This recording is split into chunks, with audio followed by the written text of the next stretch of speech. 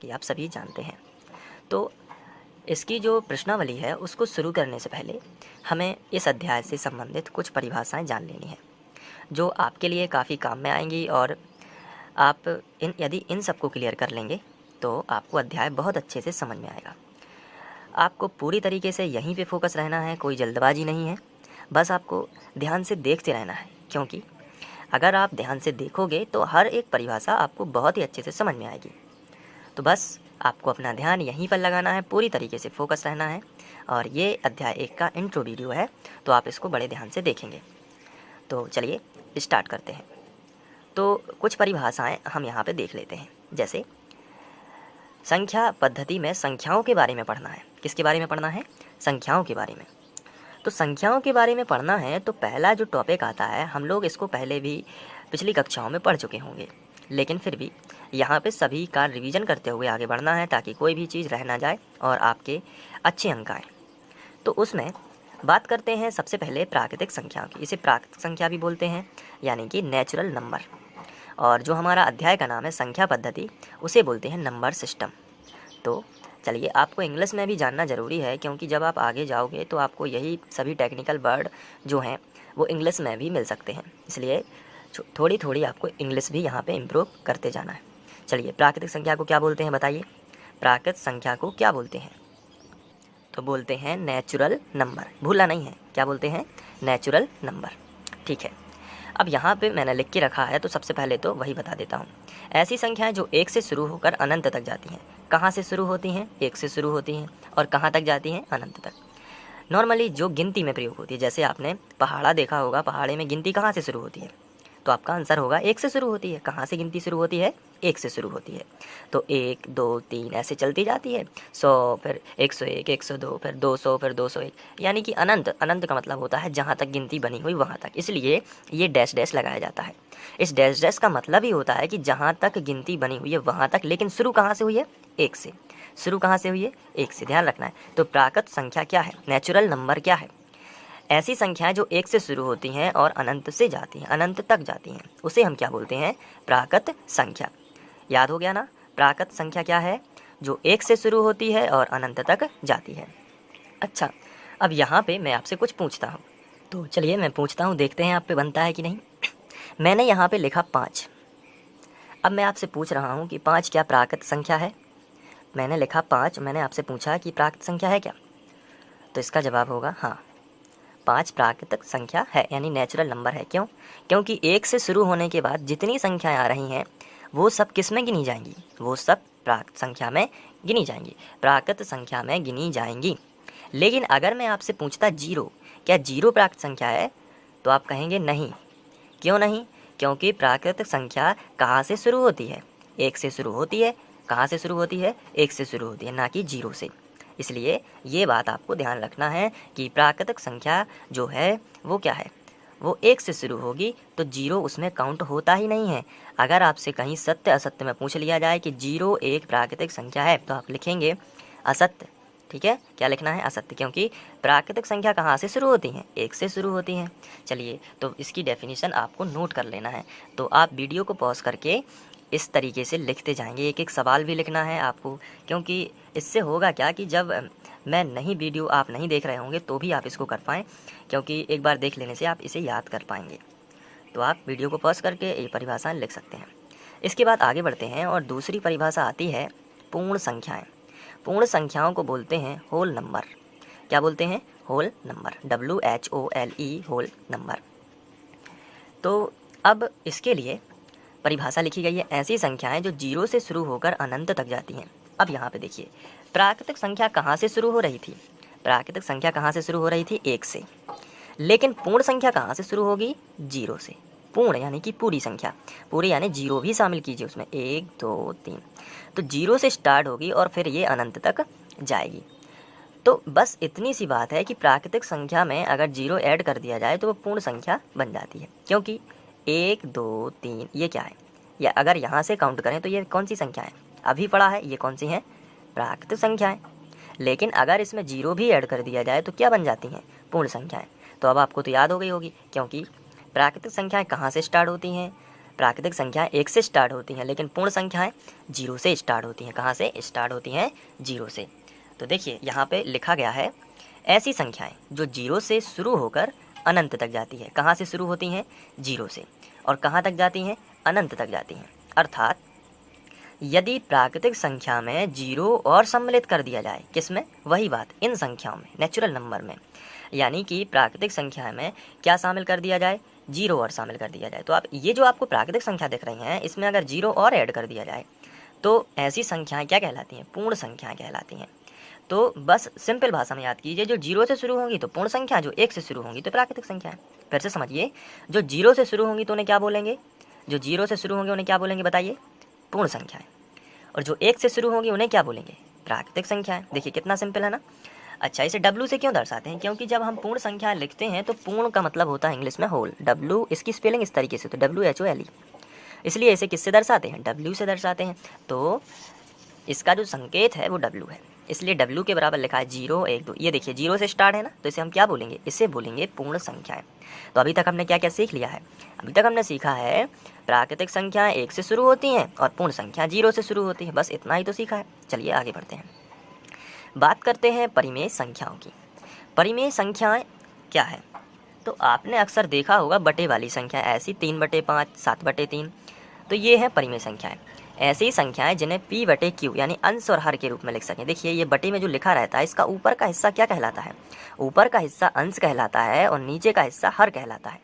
नीचे क्या चलता है? हर।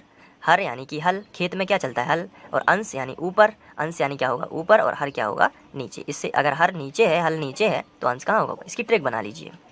नीचे वाला क्या कहलाता है? बताइए। नीचे वाला हर और ऊपर वाला अंश। नीचे वाला हर, ऊपर वाला क्या कहलाता है? अंश। इस तरीके से हम इसे जल्दी से याद कर पाएंगे। तो परिमेय संख्याएं क्या है? सबसे पहले तो हम इसे ध्यान देंगे, ऐसी संख्याएं जिन्हें P/Q के रूप में लिख सकते हैं या व्यक्त किया जा सकता है। तो ये बटे के रूप में लिख दी तो ये हो जाएंगी परिमेय संख्या। तो आपके दिमाग में एक प्रश्न आ रहा होगा कि ये इनके बटे में तो कुछ नहीं लिखा है, ये तो ऐसी ही संख्या लिखी है, तो क्या ये परिमेय संख्या है? तो जवाब रहेगा हाँ। कैसे होती हैं आइए समझते हैं। जैसे अगर यहाँ पे सिंपल मैंने 2 लिख दिया, कितना लिख दिया? 2। तो अब आपसे पूछा मैंने कि बताइए क्या एक परिमेय संख्या है? तो आपका अभी अगर आपको समझ में नहीं आया है तो आपका जवाब होगा कि नहीं, ये परिमेय संख्या नहीं है, क्योंकि आप तो जानते हैं कि ऐसी संख्याएं होती हैं बटे के रूप में जो हो उन्हें ही बोलते हैं परिमेय संख्या। ये क्या है परिमेय संख्या? तो इसका जवाब ये होगा कि ये परिमेय संख्या हो सकती है क्योंकि हम प्रत्येक संख्या के बटे में 1 लिख सकते हैं। तो देखिए ना, ये हो गया अंश और ये हो गया हर। यहाँ तक कि 0 के बटे में भी हम 1 लिख सकते हैं। 0 भी परिमेय संख्या है। ये काफ़ी इंपॉर्टेंट क्वेश्चन है, आपसे पूछा भी गया है।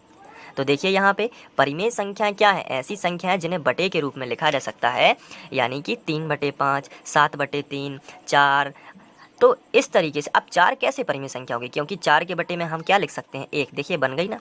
तो अब आपके दिमाग में ये प्रश्न आ रहा होगा कि करणी 36 कैसे हुई? ये तो रूट के अंदर है। तो इसका सीधा सा जवाब है कि करणी 36 यानी √36 जो है, इसका जो वर्गमूल होता है वो कितना होता है? 6। कितना होता है? 6। अब 6 के बटे तो 1 लिख सकते हैं, ये पूर्णांक हो गया, और इसके बटे में 1 लिखा तो ये हो गई ना P/Q यानी अंश व हर के रूप में। तो इस तरीके से परिमेय संख्याएं जो होती हैं, ऐसी संख्या होती हैं जिन्हें हम P/Q के रूप में व्यक्त कर सकते हैं। और एक बात और ध्यान रखना है कि कोई संख्या, जैसे अब मैं आपसे पूछता हूँ, मैंने आपसे पूछा कि ये लिखा है 7, अब बताइए क्या ये परिमेय संख्या है? तो क्या आप बता सकते हैं कि परिमेय संख्या है या नहीं? बताइए जल्दी से। तो आपका आंसर होगा हाँ, ये परिमेय संख्या है, क्योंकि मैंने अभी बताया कि इसके बटे हम क्या लिख सकते हैं? 1। तो इसके बटे हम 1 लिख सकते हैं, इसलिए ये कौन सी संख्या हो गई? परिमेय संख्या। जैसे मैंने लिखा 8, क्या ये परिमेय संख्या है? बताइए। तो आप कहेंगे हाँ, इसके भी बटे 1 लिख सकते हैं, इसलिए कौन सी संख्या हो जाएगी? परिमेय संख्या है। अच्छा ये बताइए 0 क्या एक परिमेय संख्या है? तो मैंने अभी बताया है कि 0, यहाँ तक कि 0 के बटे में भी 1 लिख सकते हैं, इसलिए ये हो गया P और ये हो गया Q। कहने का मतलब ये हो गया अंश और ये हो गया क्या? हर। तो अंश बटे हर के रूप में जो हम लिख पाएँ उसे ही हम क्या बोलने लगते हैं? परिमेय संख्याएं। तो आशा करता हूँ कि आप लोग ये समझ गए होंगे कि परिमेय संख्याएं क्या कहलाती हैं। परिमेय संख्या जैसे मैंने यहाँ पे लिखा √81, क्या ये परिमेय संख्या है? बताइए, क्या ये परिमेय संख्या है? तो इसका आंसर होगा हाँ, क्योंकि √81 है, इसका वर्गमूल होता है 9 और ये आ गया एक पूर्णांक, तो इसके बटे में हम क्या लिख सकते हैं? 1। तो ये क्या है? परिमेय संख्या। जैसे मैंने पूछा करणी 4, क्या ये परिमेय संख्या है? बताइए, क्या ये परिमेय संख्या है? तो आपका जवाब होगा 4 का वर्गमूल होता है क्या? 2 होता है। तो 2 के बटे में क्या लिख सकते हैं? 1। तो ये क्या हो जाएगी? एक परिमेय संख्या। लेकिन अगर मैं पूछ रहा हूँ आपसे √3, क्या ये परिमेय संख्या है? तो आपका जवाब होगा नहीं, क्योंकि इससे तो कुछ बाहर नहीं आ सकता और करनी वाले में बटे 1 हम ऐसे लिख के नहीं बताएंगे। तो ये क्योंकि P और Q दोनों पूर्णांक होने चाहिए। यहाँ पे हमने डिस्कस किया हुआ है, मैं आपको बता देता हूँ, जहाँ P और Q 2 पूर्णांक हैं, करनी वाला नहीं होना चाहिए। हाँ, करनी से यदि बाहर निकलता है तो चलिए जाएगा। और Q बराबर नहीं होगा 0। इसका मतलब ये है कि यहाँ पे जो Q वाला पोर्शन रहता है ये कभी 0 नहीं होगा, क्योंकि हम 7/0 लिखेंगे तो कभी बटे, तो ये तो सब गायब हो जाएगा। तो इसका मतलब ये है ये अनंत या कुछ 0 बनेगा। ऐसी स्थिति में हम नहीं बोल सकते, अगर ऊपर 0 है और नीचे 0 है तो इन दोनों स्थितियों में अनंत या 0 बनेगा, लेकिन हम वो अभी नहीं समझना चाहते, क्योंकि हम इसको पहले हम परिमेय संख्या समझ रहे हैं। तो इस तरीके से हम परिमेय संख्याओं को क्लियर कर सकते हैं। अच्छा, परिमेय संख्याओं को इंग्लिश में क्या बोलते हैं? तो इससे बोलते हैं रेशनल नंबर। क्या बोलते हैं? Rational number. ये आपको याद रखना है, रेशनल नंबर यानी कि परिमेय संख्याएं। तो अभी तक हमने क्या पढ़ा? प्राकृतिक संख्याएं। क्या क्या पढ़ लिया है? प्राकृत संख्याएं जो कहाँ से शुरू होती हैं? 1 से शुरू होती हैं, अनंत तक जाती हैं। दूसरा हमने क्या पढ़ा? पूर्ण संख्याएं जो 0 से स्टार्ट होती हैं और अनंत तक जाती हैं।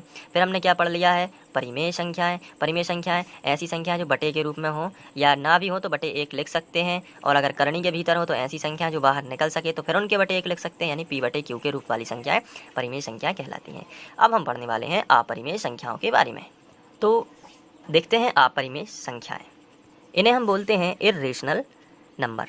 अपरिमेय संख्या यानी इर्रेशनल नंबर, ऐसी संख्याएं जिन्हें P/Q के रूप में व्यक्त नहीं किया जा सकता। परिमेय क्या थी? जिन्हें P/Q के रूप में व्यक्त किया जा सकता है। तो अपरिमेय क्या होंगी? जिन्हें P/Q के रूप में व्यक्त नहीं किया जा सकता। जैसे पाई। पाई एक, देखिए यहाँ पे कई बार पूछा गया है कि पाई कौन सी संख्या है, तो याद रखना है ये कौन सी? अपरिमेय। अपरिमेय। √2 जो है इसका वर्गमूल नहीं होता है, इसका वर्गमूल नहीं होता है, इसलिए इसके बाहर कोई भी अंक नहीं आता है, और इसके डायरेक्ट बटे लिख नहीं सकते क्योंकि ये पूर्णांक नहीं है, इसलिए अपरिमेय होगी। करनी 3, इसका वर्गमूल नहीं होता है। ये देखिए दशमलव वाली संख्याएं जो बार बार रिपीट होती हैं, दशमलव के बाद 101 रिपीट होती हैं, दशमलव के बाद 101 फिर 101 फिर 101 होने वाला था डैश डैश, तो ये भी क्या है? अपरिमेय संख्या। पाई का मान भी होता है 3.14, कुछ बहुत स्थानों तक होता है, लगभग 50 स्थानों तक, या उसके मतलब इसका तो अनंत है, लेकिन यहाँ पे दशमलव के बाद ये संख्या बढ़ती जाती हैं, तो इसलिए दशमलव लग गया है, तो ये अपरिमेय संख्या होगी। तो इस तरीके से हम बोल सकते हैं कि छोटी करणीय में जो संख्याएं होती हैं जिन्हें P/Q के रूप में नहीं लिखा जा सकता। अगर यहाँ पे करनी 4 होता तो ये परिमेय हो जाती। अगर यहाँ पे करनी 4 होता तो ये परिमेय हो जाती। क्यों? क्योंकि करनी 4 से हम 2 बाहर निकालते हैं और इसके बटे 1 लिख सकते। देखिए ना, 2/1 P/Q के रूप में होगी, क्योंकि 2 भी पूर्णांक है और 1 भी पूर्णांक है। तो यहाँ पे हम देख चुके हैं अपरिमेय संख्याओं के बारे में। अब बात करते हैं आगे की, जिसे हम बोल रहे हैं वास्तविक संख्याएं। इसे बोलते हैं रियल नंबर। वास्तविक को क्या बोलते हैं? Real number. अब ये रियल नंबर क्या है? इसमें सभी परिमेय तथा अपरिमेय संख्याओं के सम्मिलन से प्राप्त, यानी कि हम इसमें परिमेय संख्या यानी बटे वाली संख्याएं भी शामिल कर रहे हैं, और रूट वाली संख्या या दशमलव वाली संख्याएं भी यदि शामिल कर दें, सभी प्रकार की संख्याएं जो हैं उन्हें हम क्या बोलते हैं? उन्हें हम बोलते हैं परिमेय संख्याएं। अब तो वास्तविक संख्या क्या है? सभी परिमेय संख्याएं तथा अपरिमेय संख्याओं के सम्मिलन से, यानी हमने परिमेय भी जोड़ दिया और अपरिमेय भी जोड़ दिया, दोनों के सम्मिलन से जो संख्याएं प्राप्त हो रही हैं उसे ही हम क्या बोलते हैं? वास्तविक संख्याएं। अच्छा, इसे R से दर्शाते हैं। क्यों दर्शाते हैं? क्योंकि इसका नाम ही है रियल नंबर, तो पहला वर्ड ले लिया हमने R, तो इसे किससे दर्शा रहे हैं? R से दर्शा रहे हैं। तो R में हमने बता दिया कि देखिए यहाँ पे ये सभी परिमेय संख्याएं हैं। ये सभी कौन सी संख्या है? परिमेय, क्योंकि इनके बटे हम क्या लिख सकते हैं? 1 लिख सकते हैं। 0 भी क्या है? एक परिमेय संख्या है। 0 परिमेय संख्या क्यों है? क्योंकि इसके बटे हम क्या लिख सकते हैं? 1 लिख सकते हैं। √ ये अपरिमेय संख्या है क्योंकि इसका वर्गमूल नहीं निकलता, और करनी 3 भी अपरिमेय संख्या है क्योंकि इसका भी वर्गमूल नहीं निकलता। तो देखिए ना, ये हो गई परिमेय और ये हो गई अपरिमेय, दोनों को मिला दिया तो क्या बन गई? वास्तविक संख्या। तो इसकी डेफिनेशन यदि कभी पूछी जाए तो परिमेय और अपरिमेय दोनों को मिला दीजिए तो क्या बन जाएगी? वास्तविक संख्या यानी कि रियल नंबर। तो ये हो गई। इसके बाद हम बात करते हैं छोटे छोटे टॉपिक्स जो आपने पिछली कक्षाओं में पढ़े हुए हैं, लेकिन इनको यहाँ पे बात करना थोड़ा सा इंपॉर्टेंट हो जाता है, क्योंकि चूँकि जो हमारे जो सब यहाँ पे जो चैप्टर का नाम है वो है संख्या पद्धति यानी कि नंबर सिस्टम। अब नंबर सिस्टम नाम है तो हमें सभी प्रकार की संख्याएं पता होनी चाहिए, भले ही हम पहले पढ़ चुके हैं, लेकिन यहाँ पे हम एक शुरुआत कर रहे हैं जहाँ पर हमें सब चीज़ें पता होनी चाहिए। तो आइए देख लेते हैं इसके बाद छोटी छोटी बातें कौन सी हैं। जैसे सम संख्याएँ, तो आप सभी जानते हैं कि ऐसी संख्याएं जो 2 से पूर्णतः विभाजित हो जाती हैं, जैसे 2 से 2 विभाजित हो गया, 2 दूनी 4, 2 तिया 6, 2 चौके 8, तो 2 से सभी विभाजित हो गई, इसलिए इन्हें बोलते हैं सम संख्याएं।